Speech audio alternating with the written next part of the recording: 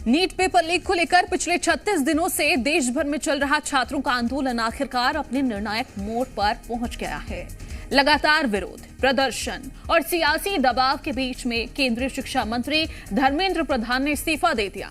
इस्तीफे के बाद आंदोलनकारी छात्रों ने अपना धरना खत्म करने का ऐलान कर दिया है। सवाल ये कि क्या अब नीट पेपर लीक विवाद का अध्याय पूरी तरह बंद हो गया है या फिर जांच और जवाबदेही की लड़ाई अभी बाकी है? इस रिपोर्ट में देखिए।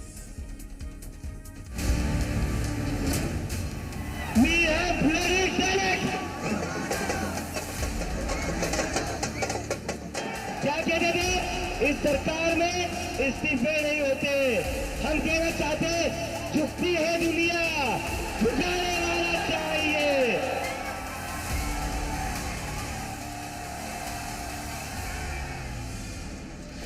36 दिन बाद वही हुआ जिसकी डिमांड कॉकरोच जनता पार्टी कर रही थी। 36 दिन बाद वही हुआ जिसके लिए कॉकरोच जनता पार्टी का गठन हुआ था। 36 दिन बाद नीट पेपर लीक में सीजेपी की सबसे बड़ी डिमांड तब पूरी हो गई जब देश भर में बढ़ते छात्रों के प्रदर्शन के बीच शिक्षा मंत्री धर्मेंद्र प्रधान ने इस्तीफा दे दिया। धर्मेंद्र प्रधान ने सोशल मीडिया पर अपना लेटर पोस्ट किया जिसमें लिखा, युवाओं की भावनाओं का गहरा सम्मान करता हूं। युवा सपनों को साकार करना हम सबका संकल्प रहा है। 3 मई 2026 की नीट परीक्षा में अनियमितता पाई गई। मैंने पहले दिन से जिम्मेदारी ली, कभी मुंह नहीं मोड़ा। मेरा संकल्प था कि किसी छात्र से अन्याय नहीं होने देंगे। जिम्मेदार पदों पर बैठे व्यक्तियों ने छात्रों को गुमराह किया। ये सब देखकर मेरा मन अत्यंत व्यथित हुआ। धर्मेंद्र प्रधान के इस्तीफे की जैसे ही खबर सामने आई, दिल्ली के जंतर मंतर पर जश्न का दौर शुरू हो गया।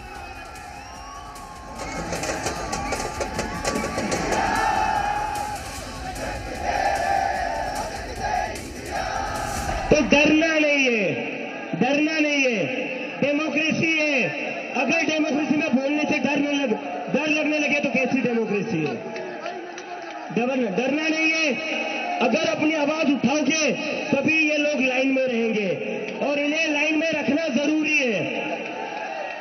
इन्हें लाइन में रखना जरूरी है क्योंकि ये जो आज खुद को बादशाह समझ बैठे हैं ना, ये हमारी वजह से बैठे हुए हैं। जंतर मंतर पर जीत का जश्न देखते ही बन रहा था। दीपके ने जमीन पर हाथ मारकर अपनी खुशी का इजहार किया। आंदोलन का चेहरा बने अभिजीत दीपके को साथियों ने कंधे पर उठा लिया। ढोल नगाड़ों की जगह नारों और तालियों की गूंज सुनाई दी। प्रदर्शनकारी जमकर नाचे, झूमे और इसे छात्रों की बड़ी जीत बताया। अच्छे झुके हैं, ब्रिटिश शासन झुके हैं तो धर्मेंद्र प्रधान क्या चीज है?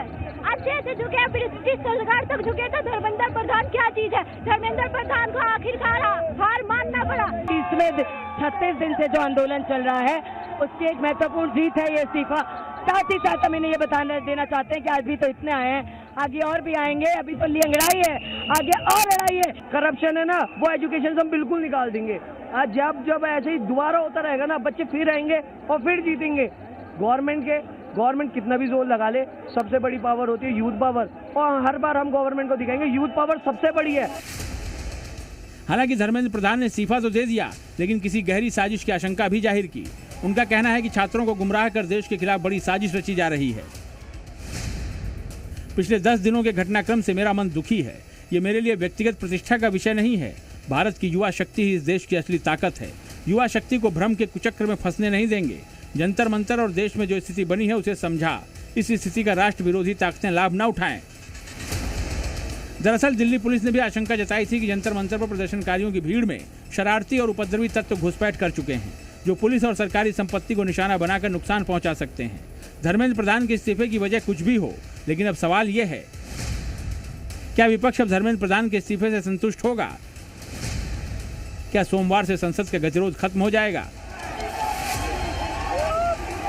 ये वो सवाल हैं जिसके जवाब का इंतजार अब पूरे देश को है। ब्यूरो रिपोर्ट, जी मीडिया।